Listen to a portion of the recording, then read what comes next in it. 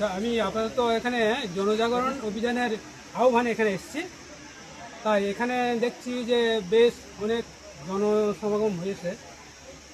প্রত্যেকে একটা অভিযোগ নিয়েই এসছে। সেই রকম আমি একজন প্রাক্তন শিক্ষক। আমিও সেই অভিযান শুধু আমার জন্য নয়, আমাদের গ্রামে, আমাদের আশেপাশে অনেক কিছু অভিযোগ আছে। যেমন ধরুন, গত সরকারি সময়ে আমাদের গ্রামে সব থেকে পিছিয়ে আছে উন্নয়নের দিক থেকে।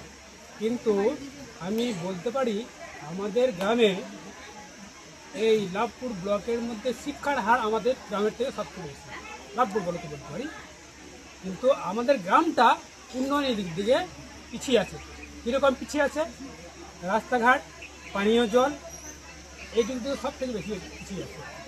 হ্যাঁ, আর যে প্রকল্প কাজ চালু হয়েছিল, খাল কাটাই আছে, পড়ি আছে, তো তাহলেও মানে এখন কিছু পর্যন্ত পুরা হলো না। আবার দ্বিতীয়বারে যার যেখানে ইচ্ছা হচ্ছে নেতানেত্রীরা সেখানে তারা কাজ করছে, আর আজ ওই কাজটা বন্ধ করে দিয়েছে।